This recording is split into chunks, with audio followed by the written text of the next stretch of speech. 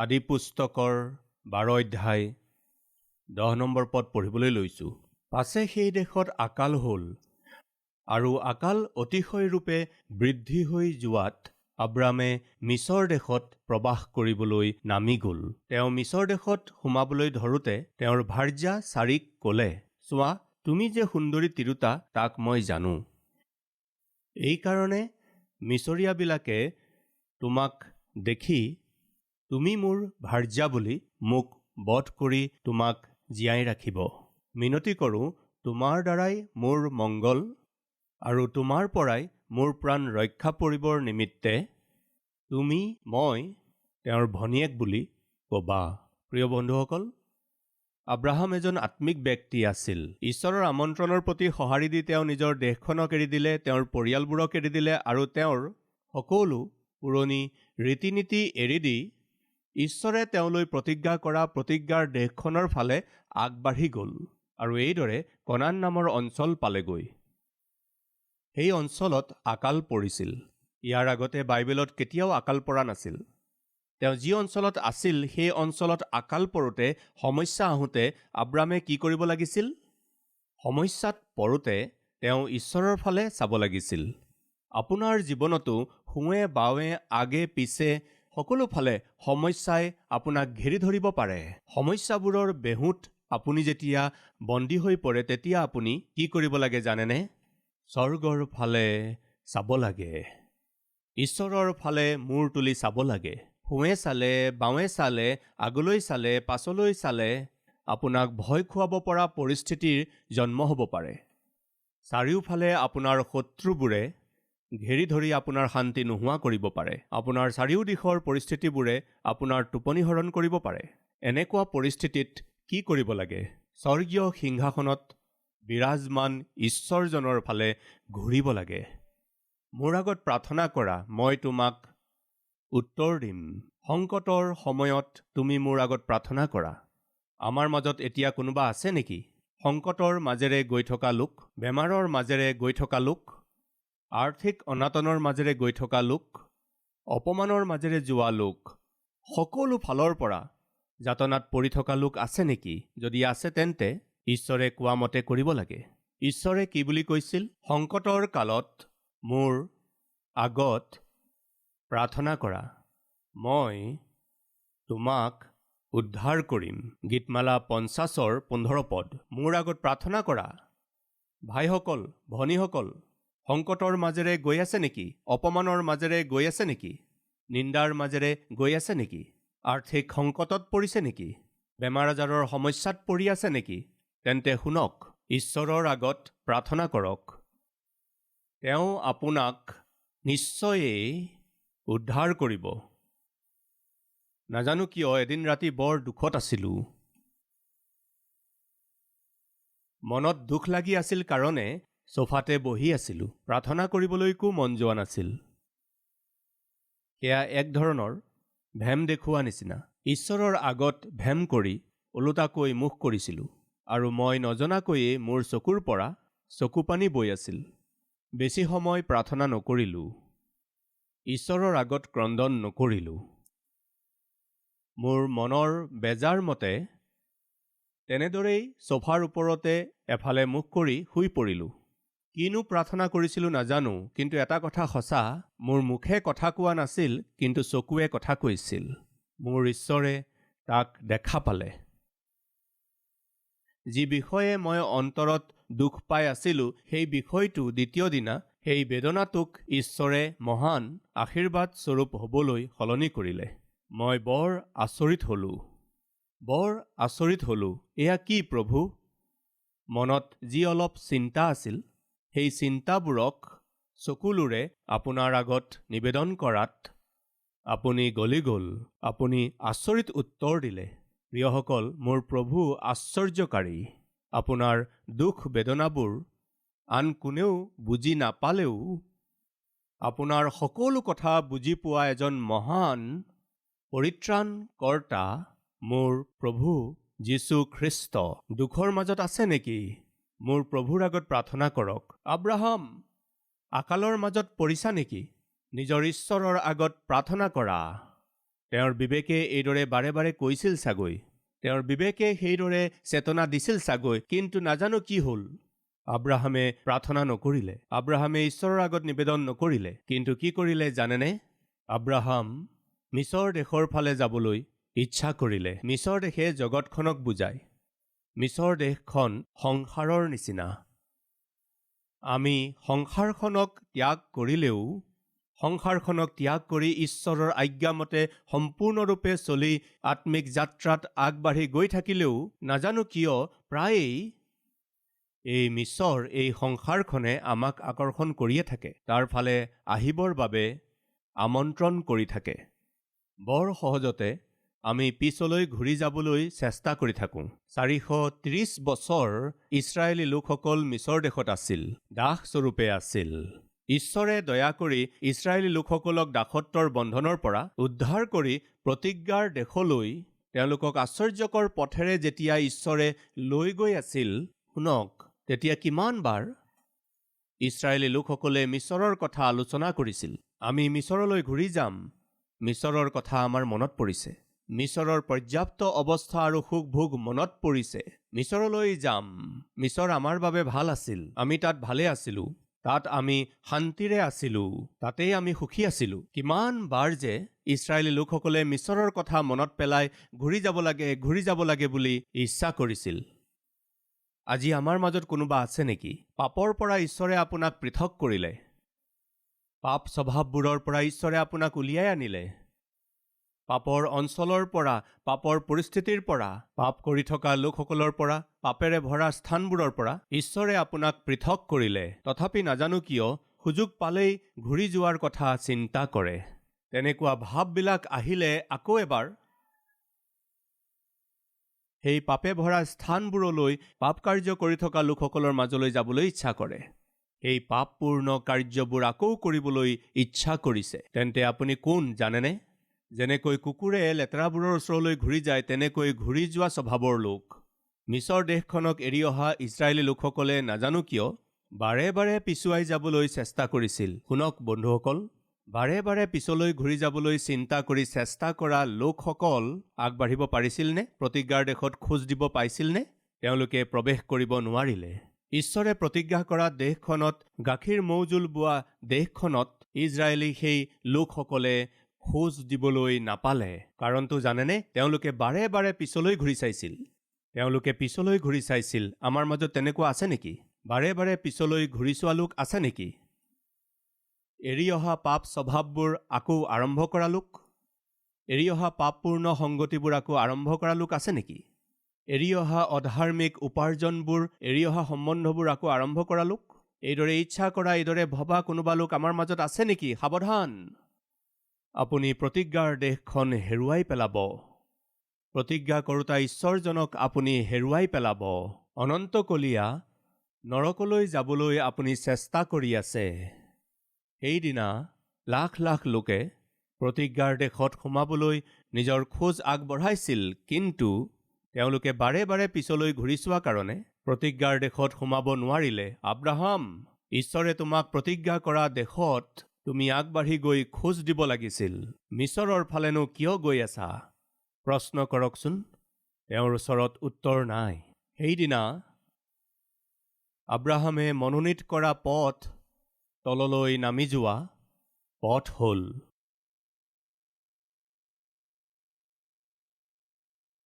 আদিপুস্তক 12 অধ্যায় 10 পদ। পাছে সেই দেশত আকাল হলত আৰু আকাল অতিশয়ৰূপে বৃদ্ধি হৈ যোৱাত আব্ৰামে মিছৰ দেশত প্ৰৱাস কৰিবলৈ নামি গ'ল। অসমীয়া ভাষাত সাধাৰণতে মিছৰ দেশলৈ নামি গ'ল বুলি লিখিছে, কিন্তু ইংৰাজীত কি আছে জানেনে? হি ৱেণ্ট ডাউন টু ইজিপ্ট। এবাৰ ইংৰাজী ভাৰ্জনটো চাওকচোন, কি লিখা আছে? হি ৱেণ্ট ডাউন, হি ৱেণ্ট ডাউন। মিছৰলৈ যোৱা বাট, তললৈ নামি যোৱা বাট, উঠি যোৱা বাট নহয়। ঈশ্বৰৰ উপস্থিতিৰ পৰা সংসাৰৰ ফাললৈ যোৱা বাটটো তললৈ নামি যোৱাহে বাট, ওপৰলৈ উঠা নহয়। লুক 10 অধ্যায় 30 পদ। তাতে যীশুৱে সমিধান দি ক'লে, এজন মানুহ জেৰুচালেমৰ পৰা জিৰিহোলৈ যাওঁতে ডকাইতৰ হাতত পৰিল। জেৰুচালেমে ঈশ্বৰৰ উপস্থিতিক বুজায়, জিৰিহোৱে সংসাৰক বুজায়। পবিত্ৰ ঈশ্বৰৰ উপস্থিতিৰ পৰা পাপৰ সংসাৰৰ ফালে গৈ আছে যদি ইংৰাজী বাইবেলত কি বুলি লিখিছে? ডাউন, তললৈ নামি গৈ আছে। আত্মিকতাই উচ্চ স্তৰক সূচায় আৰু জগতখনে নিম্ন স্তৰক সূচায়। তলৰ ফাললৈ গৈ আছে। আব্ৰাহাম তলৰ ফাললৈ গৈ আছে।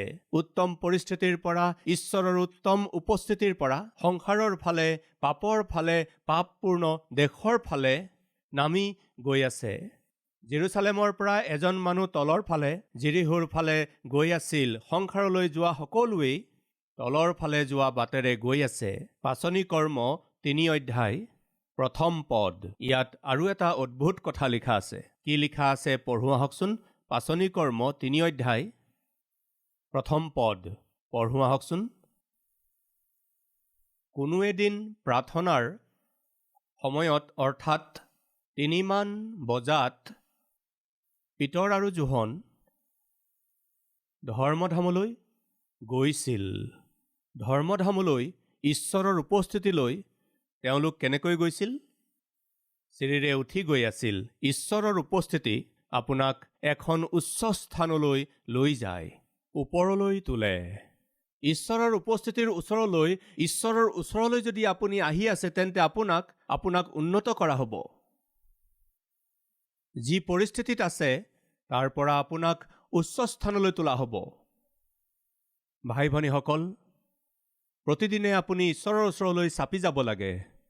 প্ৰতিদিনে আপোনাক ওপৰলৈ তোলা হ'ব লাগে। আত্মিকতাত উন্নত হ'ব লাগে। সবলতাৰ ক্ষেত্ৰত উন্নত কৰা হ'ব। সুখৰ বিষয়ত, সন্তুষ্টিৰ বিষয়ে, শান্তিৰ বিষয়ে, প্ৰেমত, আত্মাৰ ফলবোৰত প্ৰতিদিনে উন্নত কৰা হ'ব। উচ্চ স্থান পাব লাগিব, কিন্তু তলৰ ফালে যাব নালাগিব। যদি আমাৰ মাজৰ কোনোবা তললৈ গৈ আছে, তাৰ কাৰণ জানেনে? ঈশ্বৰৰ পৰা আপুনি দূৰ হৈ গৈ আছে। আব্ৰামে মিছৰৰ ফাললৈ নামি গৈ আছে। সেয়া তললৈ নামি যোৱা বাট। দ্বিতীয়তে, সেয়া আমাক তলত পেলাই দিয়া বাট। আত্মিক বিষয়বোৰত আপোনাক তললৈ পেলাই দিয়ে। ঈশ্বৰৰ সহভাগিতাৰ পৰা আপোনাক পেলাই দিয়ে। পবিত্ৰ জীৱন যাপনৰ পৰা আপোনাক তললৈ পেলাই দিয়ে। আত্মিক উচ্চতাৰ পৰা আপোনাক তললৈ পেলাই দিয়ে। সেয়া তললৈ নামি যোৱা বাট। সেয়া তলত পেলাই দিয়া বাট। সঁচা কথা ক'ব লাগিছিল, আব্ৰামে সত্য ঈশ্বৰৰ পাছে পাছে চলি যাব লাগিছিল, কিন্তু তেওঁ মিছা কথা কৈছে। মিছা কথাৰ ওপৰত ভৰসা কৰিছে। তেওঁৰ পতন হৈছে। নিজৰ ভাৰ্যা চাৰিক কৈছে, চোৱা, তুমি বৰ সুন্দৰী তিৰোতা। এওঁলোক বৰ পাপ স্বভাৱৰ লোক। তুমি মোৰ পত্নী বুলি যদি কোৱা, তেওঁলোকে মোক মাৰি তোমাক জীয়াই ৰাখিব। আমি জীয়াই থাকিবলৈ, মই জীয়াই থাকিবলৈ হ'লে এটা কাম কৰিব লাগিব। কি কৰিব লাগিবনো? এই পাপেৰে পৰিপূৰ্ণ লোকসকলক এৰি আমি ঈশ্বৰৰ ওচৰলৈ যাওঁ নেকি? এই পাপেৰে পৰিপূৰ্ণ স্থানখন এৰি দুখেই হওক, সুখেই হওক, আকালেই হওক, আমি সেই ঈশ্বৰৰ চৰণতেই ধৰি থাকিম, পুনৰ কনানলৈ ঘূৰি যাওঁ নেকি? চাৰিয়ে এইদৰে কোৱা হ'লে ভাল আছিল। জীয়াই থাকিবলৈ হ'লে কি কৰিব লাগিবনো? মিছা ক'ব লাগিব। হাই, মিছা ক'ব লাগিব। কিয়নো? জীয়াই থাকিবলৈ ক'বই লাগিব। কি বুলি মিছা ক'ম? মই তোমাৰ স্বামী বুলি নক'বা। কি ক'লে? আপুনিতো মোৰ স্বামী। স্বামী বুলি ক'লে মোক তেওঁলোকে মাৰি পেলাব। হাই, আপোনাক কিয় মাৰিব? আপুনি জীয়াই থাকিব লাগিব। মই যদি জীয়াই থাকিব লাগে, তুমিও জীয়াই থাকিব লাগে, তেন্তে মিছা ক'ব লাগিব। আব্ৰাহামে সেইদিনা মনোনীত কৰা বাটটো তললৈ নমাই নিয়া বাটেই নহয়, এজন ব্যক্তিক আৰু তেওঁৰ উত্তম ব্যক্তিত্বক পেলাই দিয়া বিধৰ বাট। সত্য ঈশ্বৰক আৰাধনা কৰা আব্ৰাহামে সত্যতাত জীৱন যাপন কৰিব লাগিছিল। সত্যক ত্যাগ কৰি মিছাত ভৰসা কৰি ভাৰ্যাক কৈছে, তুমিও মিছা ক'ব লাগিব, ময়ো মিছা ক'ব লাগিব। মিছাৰ আশ্ৰয় লৈ থাকিব লাগিব। আজি বহুতো লোকে মিছাৰ আশ্ৰয় লৈয়েই জীয়াই আছে। স্বামীয়ে ভাৰ্যাক মিছা কয়, ভাৰ্যায়ো স্বামীক মিছা কথা কয়। সন্তানসকল, আপোনালোকে পিতৃ মাতৃক মিছা কথা কয়। চাকৰিত আপুনি মিছা কথা কয়, ব্যৱসায়ত আপুনি মিছা কথা কয়, আৰু শেষত পৰিচৰ্যাত আৰু মণ্ডলীতো বহুতো লোকে মিছা কথা কয়। মিছা কথা কোৱাই আজিৰ তাৰিখত আপোনাৰ জীৱনৰ আধাৰ হৈ পৰিছে। যদি তাকেই আধাৰ কৰিলে তেন্তে সাৱধান। আজি আপুনি যি মিছা কথা কৈছে সেয়াই এদিন আপোনাক লাজত পেলাব। আপুনি এদিন হাতেলোতে ধৰা পৰিব। প্ৰিয় বন্ধুসকল, আপুনি কোৱা মিছা কথাই আজি আপোনাক অলপ অচৰপ সকাহ দিব পাৰে। অলপ অচৰপ আপোনাৰ সহায়ক যেন লাগিব পাৰে, কিন্তু মিছাই কেতিয়াও আপোনাৰ সহায়ক হৈ নাথাকিব।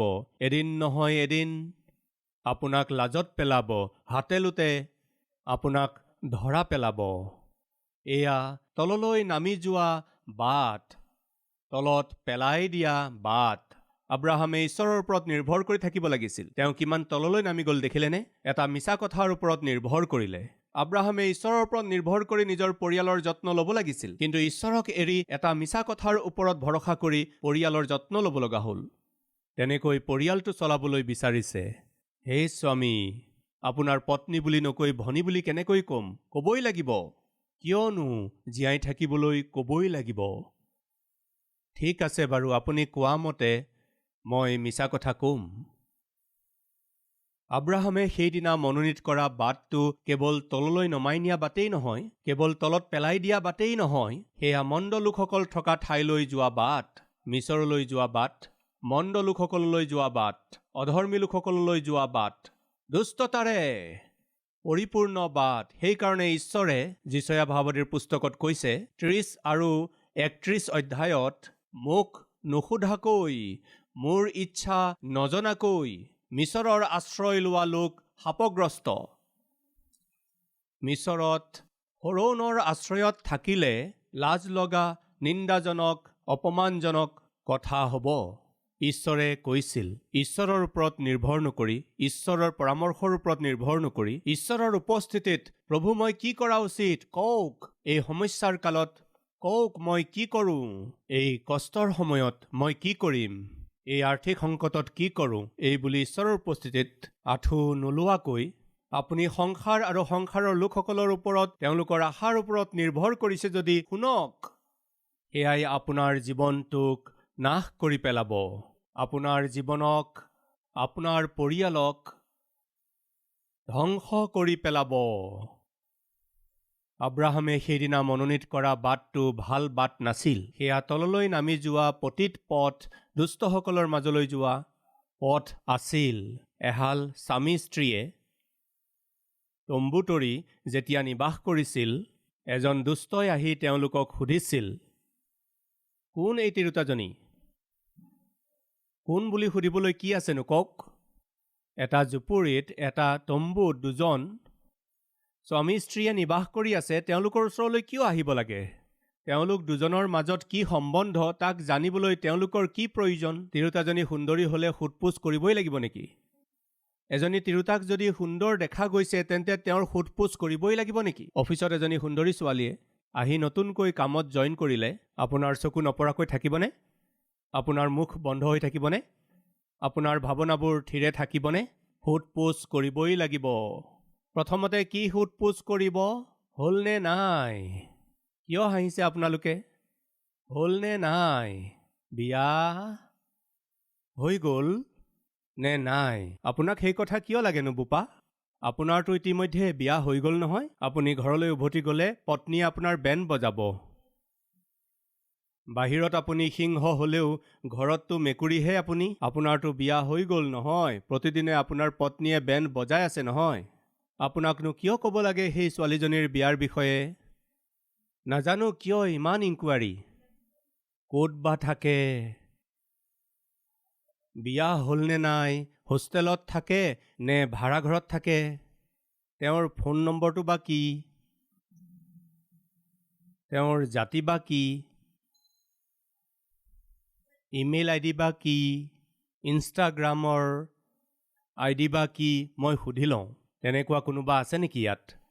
কাৰোবাক অলপমান সুন্দৰ দেখিলেই নাজানো কিয় এক বিশেষ ধৰণৰ উৎসাহ। কেনেকুৱা উৎসাহ? খবৰ কৰিব লাগিব। কি খবৰ কৰিব আপুনি? আপোনাৰ ভনীৰ বিষয়ে, আপোনাৰ পত্নীৰ বিষয়ে কোনোবাই এইদৰে খবৰ ল'লে আপুনি উৎসাহিত হয় জানো? আপুনি উৎসাহিত নহ'ব। কোনোবাই আপোনাৰ ভনীৰ বিষয়ে আপোনাৰ পত্নীৰ বিষয়ে খবৰ ল'লে আপোনাৰ খং উঠে নহয়? মোৰ ভনীৰ খবৰ আপোনাক কিয় লাগে? মোৰ পত্নীৰ খবৰ আপোনাক কিয় লাগে বুলি ক'ব নহয়? তেন্তে আন কাৰোবাৰ ভনীৰ বিষয়ে বা পত্নীৰ বিষয়ে আপুনি খবৰ লৈ আছে যদি তেন্তে আপোনাৰ সেই জ্ঞান কিয় নাই?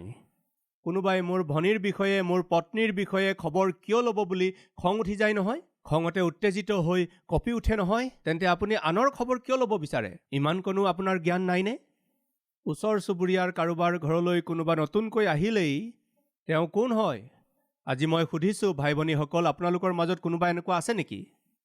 অনাৱশ্যকভাৱে ওচৰ চুবুৰীয়াৰ বিষয়ে, বিশেষকৈ বিপৰীত লিংগৰ বিষয়ে আপুনি পুৰুষ যদি আন কাৰোবাৰ স্ত্ৰীৰ খবৰ কিয় লৈছে? আপুনি স্ত্ৰী যদি নতুনকৈ অহা চুবুৰীয়া সেই পুৰুষজনৰ বিষয়ে কিয় ইমান খবৰ লৈছে? সাৱধান! আনৰ বিষয়ে এইদৰে এনকুৱাৰী কৰি থকা এই আত্মা আপোনাৰ কাৰণে বিপদজনক।